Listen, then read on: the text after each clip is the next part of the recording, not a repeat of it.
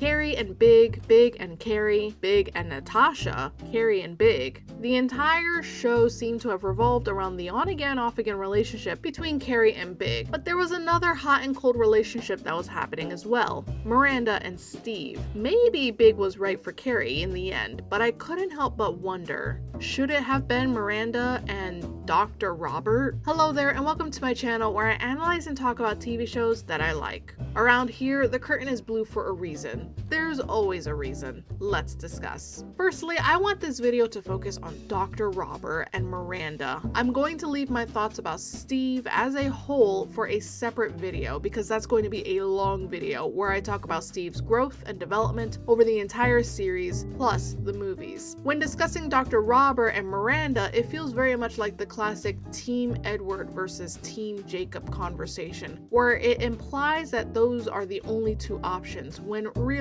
Bella had way more chemistry with Carlisle than either of them. With Robert and Steve, I wasn't a fan of either choice to be honest, and with a recent interview with Blair Underwood, now I really don't like the idea of Miranda and Robert ending up together. I know a lot of people disagree with me on this as well. At the time of writing this script, the community poll that I ran on YouTube has about 2,700 votes. Overall, what did you think of Miranda and Dr. Robert? 67% of people say that they should have been endgame, 7% saying he was okay, Steve was better, 5% saying didn't like him, and 22% saying no opinions / didn't get to know him well enough.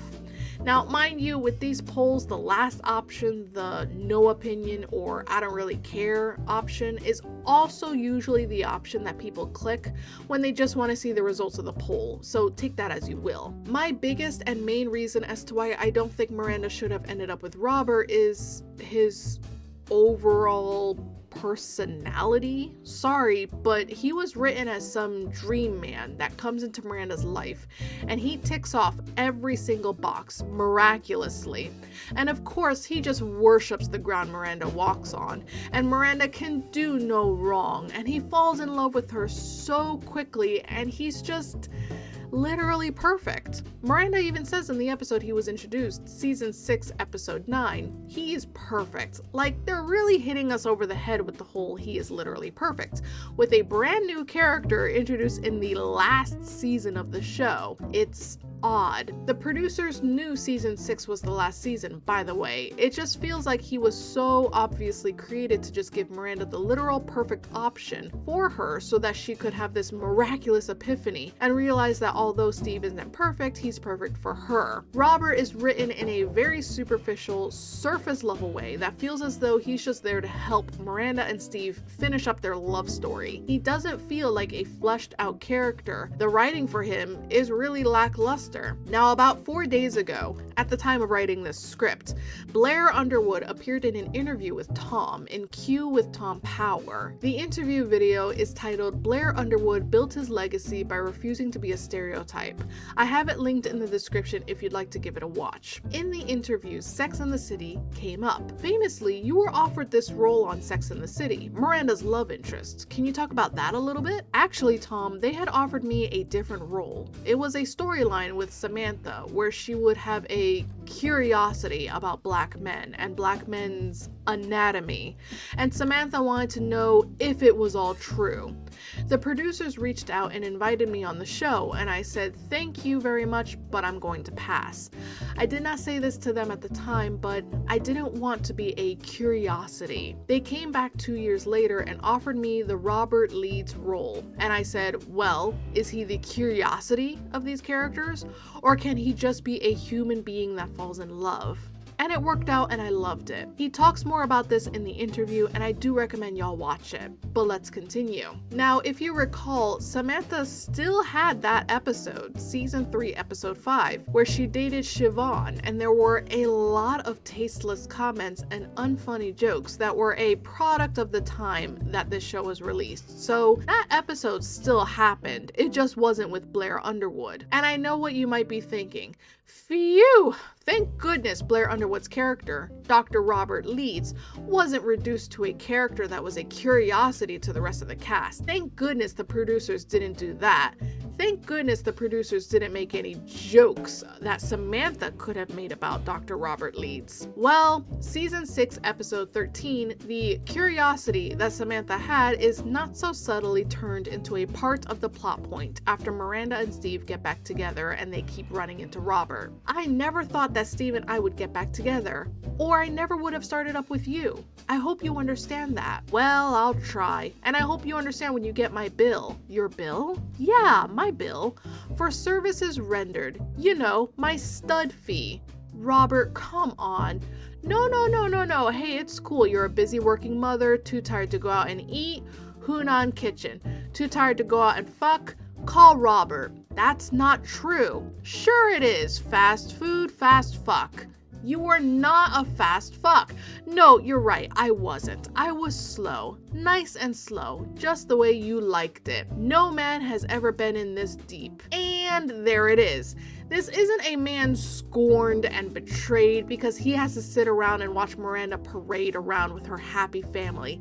This is bad writing. Am I seriously supposed to believe that when Blair Underwood was approached by the producers and they looked him in the eyes and said, hey, you know what would be cool if you and Kim Cattrall's character did an episode where she objectifies you and stereotypes you and you're made to be a curiosity and then we paid you for that and the entire world watched? Wouldn't that be cool? Am I supposed to believe that those same producers who still ended up making that episode just with a different actor suddenly gained the ability 2 years later to learn how to not write characters like that? Would y'all believe me if I told you that I looked up who wrote these specific episodes? And for both episodes, the one where Samantha dates Siobhan and the last episode Blair Underwood appears in, they were both written by the same guy, Michael Patrick King. With the atrocious writing and the complete 180 that we saw with Dr. Robert, I really didn't like the idea of him being a possibility for Miranda because we didn't actually get to see a fully fleshed out character. We got pieces of a character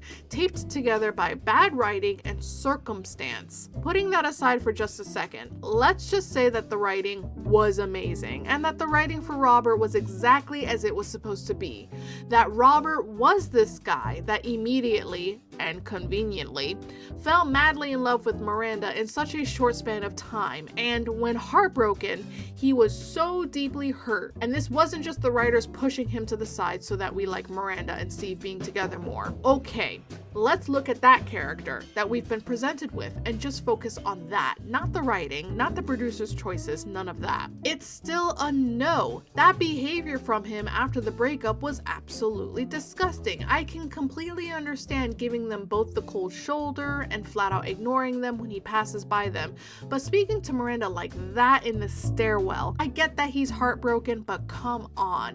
There's also something else that I've never seen talked about. In the first episode where he's introduced, Miranda is seen participating in her co-op board meeting about finding the perfect tenant for 10G. In walks Robert and he is interviewed by the group. Miranda keeps trying to flirt with Robert, but this woman tries to say, on page 4 of your tax return, Lynn, please, we'll get to it. Then later, after Robert leaves, Lynn says, frankly, I am concerned about his finances.